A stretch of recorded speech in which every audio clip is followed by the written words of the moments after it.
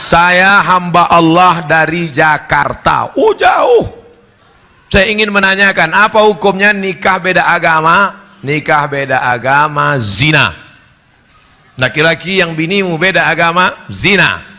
Kalau sampai engkau muslimah gara-gara menikah sama beda agama lalu kau murtad, maka neraka jahanam tempatmu. Oleh sebab itu muslimah baliklah, taubat, masuk balik ke dalam syahadat asyhadu an la ilaha illallah. Kau nikah sama dia berapa tahun? Dia udah tua pula, mati cepat. Habis itu kau jadi janda. Ya iya, tapi kaya Pak Ustadz. Iya kalau kau hidup, kalau kau ikut mati juga. Hidup ini singkat saudaraku.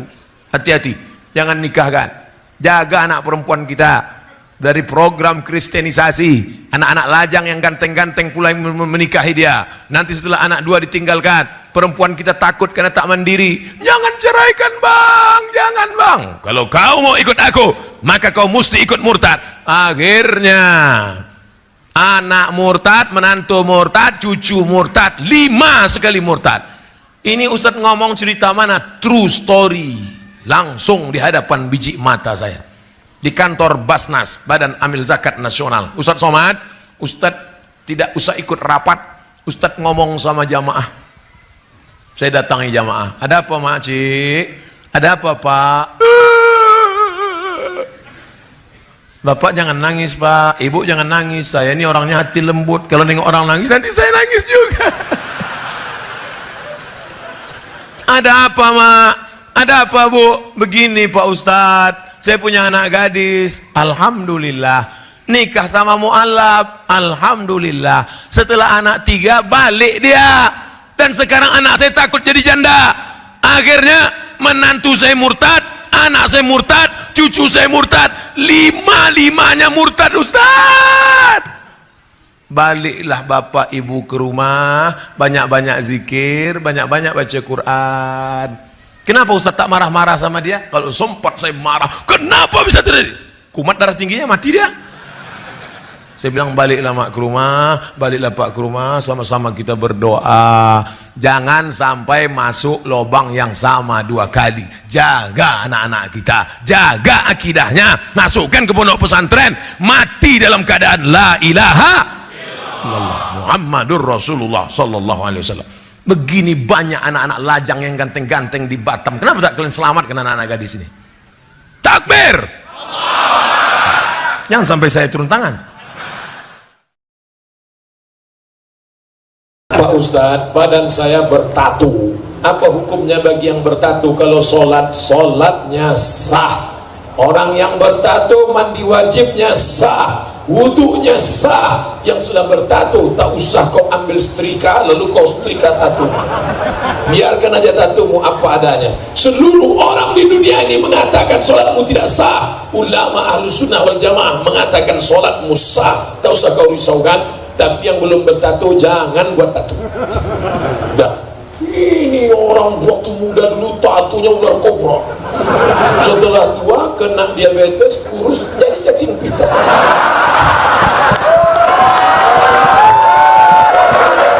Dulu waktu masih tegak berotot, gambar burung Garuda mau menangkap ular di tengah laut, gambar burung menyambar. Begitu kurus keriput, burung puyuh mendukan kuda.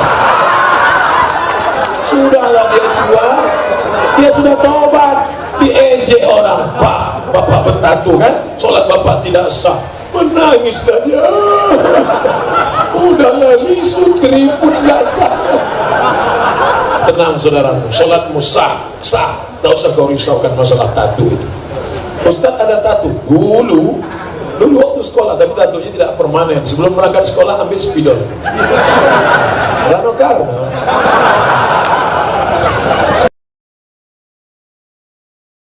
Bolehkah kita memposting foto kita di sosmed? Boleh, dengan syarat dan ketentuan berlaku. Pertama, pakaiannya tertutup aurat, wajah dan tapak tangan tutup. Kedua, jangan sendirian, nanti foto kalian diedit beramai-ramai, rame-rame, posenya jangan pose yang memancing. Dulu banyak tren pose, ada dulu kan? Saya buat di FB jangan anak gadis berfoto menjulurkan lidah, karena yang menjulurkan lidah itu anjing. Anjing menjulurkan lidah dua, pertama haus, yang kedua sedang bernafsu. Jangan kalian julurkan lidah. Ini banyaknya yang gadis-gadis mulut.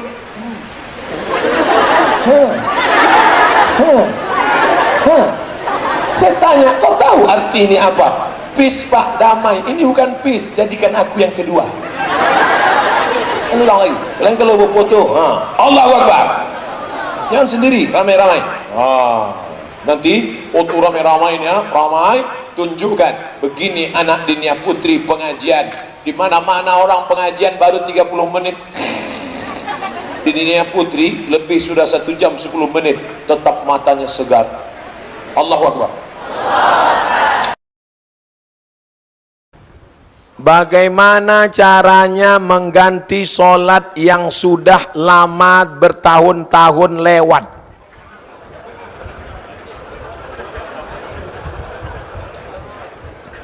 La kafarata laha illa dzalik. Salat yang dulu tinggal sejak akil baligh, tidak ada yang bisa menebusnya kecuali melaksanakan illa dzalik, salat itu sendiri. Menangis kau di pintu Ka'bah, ya Allah, nggak selesai, brother. Enak aja.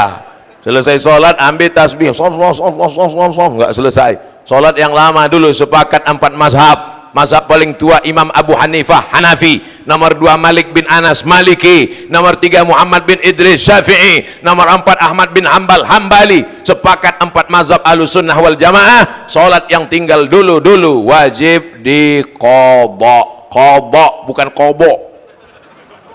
Habis sholat isya qadha, usolli fardul isya 4 rakaatin qadhaan. Habis subuh qadha, tapi qadhanya jangan di masjid, nanti ketahuan. Mana ada ba'diyah subuh?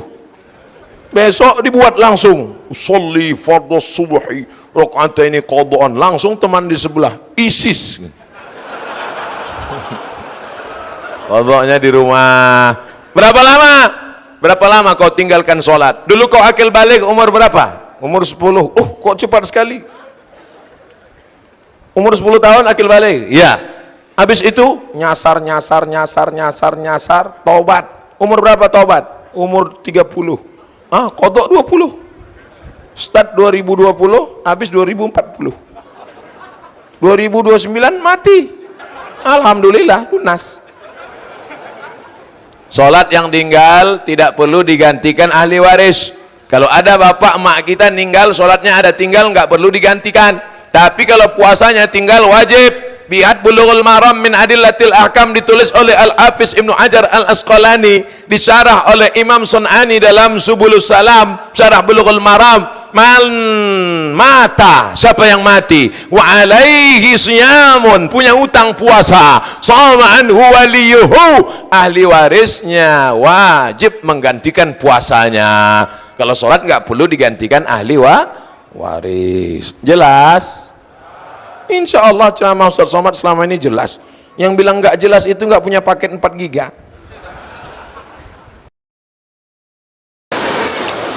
Bagaimana hukumnya lelaki menikah tanpa sepengetahuan istri pertama?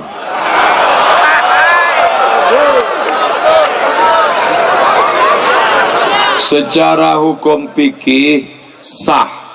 Kalau saya pulang ke rumah, saya kasih tahu istri saya, istriku, aku tadi di Duri menikah, kemudian di Kandis menikah, di Minas menikah, sah, 3-3 itu sah.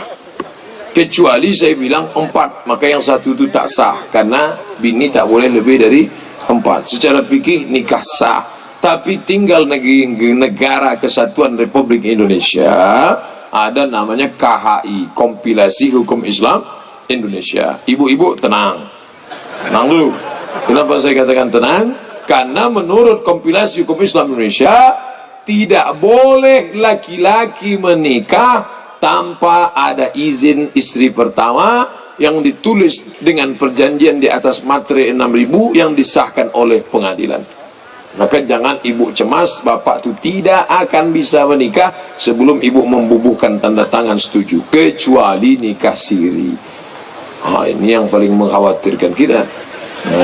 Kalau dia nikah secara syar'i, menurut hukum fikih, menurut hukum undang-undang Indonesia, tidak ada satupun Pak KUA di Indonesia yang berani menikahkan suami orang dengan perempuan lain tanpa ada surat izin dari istri pertama. Kalau ada, berarti nikahnya nikah siri. Perempuan jangan mau nikah siri.